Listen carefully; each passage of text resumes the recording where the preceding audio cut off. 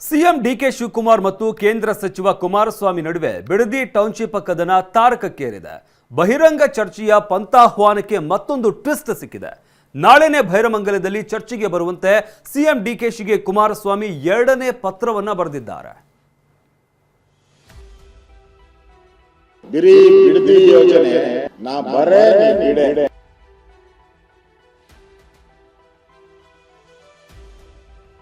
CM ಡಿಕೆಗೆ HDK ಮತ್ತೊಂದು ಪತ್ರ.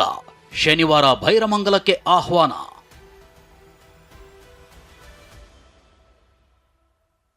Bidadi township ಈ ಒಂದು ಪ್ರಾಜೆಕ್ಟ್ ಈಗ ರಾಜ್ಯ ರಾಜಕೀಯದಲ್ಲಿ ಅಕ್ಷರಶಃ ಬೆಂಕಿ ಬಿರುಗಾಳಿ ಎಬ್ಬಿಸಿದೆ. ಸಿಎಂ ಡಿಕೆ ಶಿವಕುಮಾರ್ ವಿಧಾನಸೌಧಕ್ಕೆ ಬನ್ನಿ ಚರ್ಚೆ ಮಾಡೋಣ ಅಂತ ಆಹ್ವಾನ ನೀಡಿದ್ರೆ, ಆ ಆಹ್ವಾನವನ್ನೇ ಅಸ್ತ್ರ ಮಾಡಿಕೊಂಡಿರೋ ಕುಮಾರಸ್ವಾಮಿ ನಾಲ್ಕು ಗೋಡೆಗಳ ನಡುವಿನ ಚರ್ಚೆ ಬೇಡ, ರೈತರ ಕಣ್ಣೀರು ಒರೆಸೋಣ ಬನ್ನಿ ಅಂತ ಮೊನ್ನೆ ಪತ್ರ ಬರೆದಿದ್ರು. ಇದೀಗ ಎಚ್ಡಿಕೆ ಸಿಎಂ ಡಿಕೆಶಿಗೆ ಇನ್ನೊಂದು ಪತ್ರ ಬರೆದಿದ್ದಾರೆ. ಶನಿವಾರ ಅಂದ್ರೆ ಜೂನ್ 27ರಂದು ಭೈರಮಂಗಲಕ್ಕೆ ಬನ್ನಿ ಅಂತ ಆಹ್ವಾನ ನೀಡಿದ್ದಾರೆ.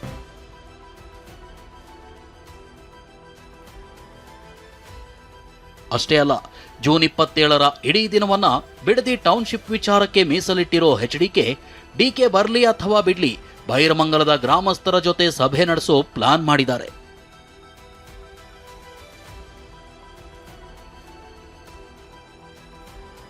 ಜೂನ್ 27ರಂದು ರೈತರಿಂದ ಅಪ್ಪಿಕೋ ಚಳುವಳಿ.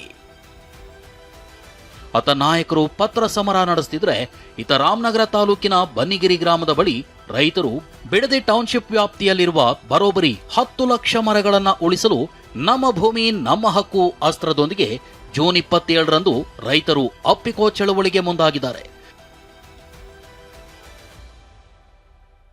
ಈ ಮಧ್ಯೆ ವಿಪಕ್ಷ ನಾಯಕ ಆರ್ ಅಶೋಕ್ ಸರ್ಕಾರದ ವಿರುದ್ಧ ಗುಡುಗಿದ್ದಾರೆ.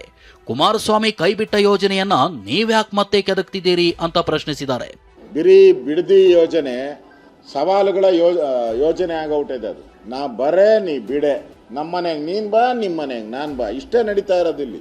ಬಿಡದಿ ಪ್ರಾಜೆಕ್ಟ್ ಕುಮಾರಸ್ವಾಮಿ ಮಾಡಿದ್ದು ಅಂತ ಹೇಳ್ತೀರಾ, ಅವ್ರು ಕೈ ಬಿಟ್ರು ಅಂತ ಅವ್ರು ಹೇಳ್ತಾರೆ. ನೀವ್ಯಾಕೆ ಅವ್ರು ಕೈ ಬಿಟ್ಟಿದ್ದ ಪ್ರಾಜೆಕ್ಟ್ ನೀವ್ಯಾಕೆ ತಗೊಂತೀರಾ? ಬಿಡದಿ ಟೌನ್ಶಿಪ್ ಯೋಜನೆ ಮಣ್ಣಿನ ಮಗ ಮತ್ತು ಬಂಡೆ ನಡುವಿನ ಪ್ರತಿಷ್ಠೆಯ ಕಣವಾಗಿ ಮಾರ್ಪಟ್ಟಿದೆ. ಸಿಎಂ ಡಿಕೆಶಿ ಕುಮಾರಸ್ವಾಮಿ ಅವರ ಸವಾಲನ್ನ ಸ್ವೀಕರಿಸಿ ಬಿಡದಿ ಭೂಮಿಗೆ ಬರ್ತಾರಾ? ಕಾದು ನೋಡಬೇಕಿದೆ. ಸುನಿಲ್ ಜೊತೆ ಹರೀಶ್, ಟಿವಿ9 ಬೆಂಗಳೂರು.